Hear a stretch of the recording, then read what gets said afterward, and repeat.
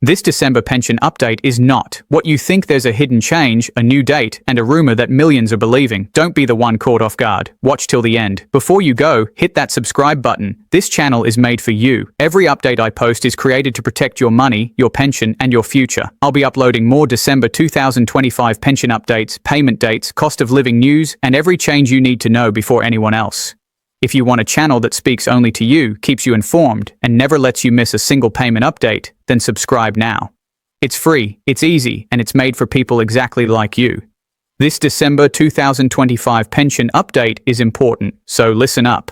I'm going to walk you through the three main payments people are talking about when they land, and what the talk about a cost of living boost really means in plain Aussie English, so it's easy to understand. Vert off. If you get the regular state pension or a government retirement payment, you should expect your normal December payment to arrive around the usual time. But pay attention to the exact day, because holiday periods can shift payment dates forward, so anything that normally falls on Christmas Day or Boxing Day will usually be paid a day or two earlier, so it hits your bank before the public holiday. That's the safe bet. Don't leave yourself wondering on the 26th that check your bank a little sooner if your usual date is late December. Second, there are three payments people often ask about in December: the regular pension or benefit payment, any extra winter or seasonal payments that sometimes happen, and in some see onto a year-end adjustment or double payment situation, where because of how the calendar and public holidays fall, you might receive two payments close together. For example, some systems bring forward the January payment to late December, so banks process it before New Year public holidays. And this can look like a bonus, but it's just timing, not extra money. Third, about the rumors of a new cost of living boost.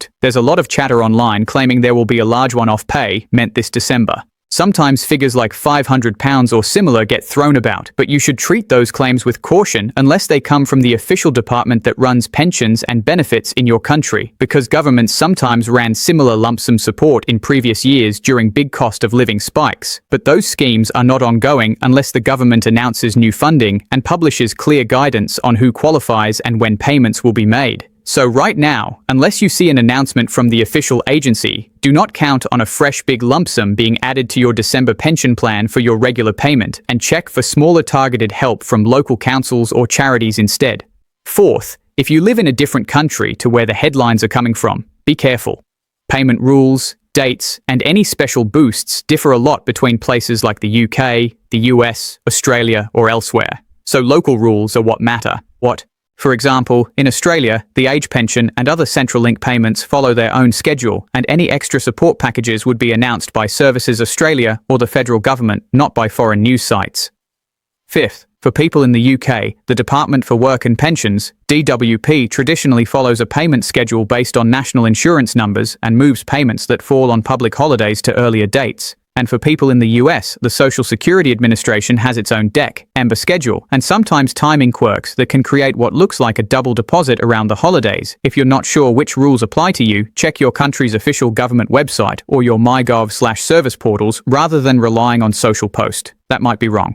Sixth, a practical tip. If you normally rely on the December payment for rent, bills, or groceries, don't assume there will be extra cash from a cost of living boost this year. Instead, plan ahead. Make a budget for the month based on the payment you know is confirmed, and if extra support is announced later, you can use that to top up savings or pay down short-term debts. But don't rearrange essential payments expecting uncertain one-offs. Seventh, if you hear media headlines saying confirmed, but you can't find an official notice on the government website, treat those headlines as rumors until the official agency posts the details. Governments always publish eligibility rules, dates, and how made when they roll out a support package. So, watch for that official post, and screenshots of it are worth keeping.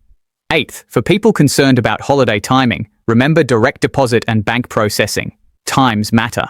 Even if the government says a payment is issued on a particular date, banks may show it at different times because of weekends and public holidays, so check with your bank if you expect a payment to land earlier than usual. Ninth, on the topic of targeted help, some local or state governments run winter hardship funds, council relief programs, or small one-off grants for people in need, and charities often step in around December with food parcels and vouchers, so it's worth looking locally for extra support if you're in a tight spot, rather than waiting for a national lump sum that may never arrive. 10th, why governments sometimes do lump sum boosts. They are usually responses to big shocks like steep inflation or energy price spikes. And when they do happen, they aim to help the most vulnerable groups quickly. But these schemes are expensive and politically sensitive, so they are not a routine yearly top-up. They come and go depending on wider fiscal choices. 11th, if you're eligible for pension credit, extra pensioner benefits, or pensioner concessions, check those entitlements separately because some are ongoing increases or rate rises rather than one-off payments where possible. Check your eligibility now if you think you qualify. BEC as extra regular entitlements can be more useful than hoping for a one-off boost. 12th, some news stories also mix up tax rules with pension boosts. Be careful, an increase in payments is different to a change in tax or deductions applied to pensions, and in some cases bigger government revenue. Changes or tax adjustments could reduce net payments, so if you hear tax rate or new charges headlines, look for the details who's affected when it starts, and whether it's an automatic dedu or something you have to file for. 13th, watch for cost of living adjustments like COA in the US, which are announced annually and applied as a percentage increase to regular benefits starting the new year. That's not a December lump sum, but a permanent percentage increase to future monthly payments. So it's important to know the difference. A COA raises your ongoing monthly benefit, while a one-off boost is a single payment that doesn't change future payments. 14th, if you're making videos or helping people with this info, always encourage them to go to the official site for their country services Australia for Aussie payments, gov.uk, and DWP for the UK. Go for you as Social Security because those sites will have authoritative dates, phone numbers, and instructions for claims and appeals. 15th, more practical steps you should take now. Check the date of your next scheduled pension payment in your online account.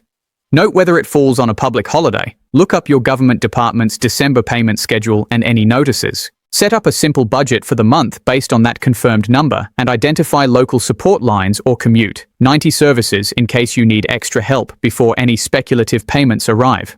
16th, for careers and family members helping an older person, make sure bank details and contact details with a relevant government agency are up to date because missed notices or wrong bank info can delay payments and create real stress over the holidays. 17th, be wary of scams this time of year.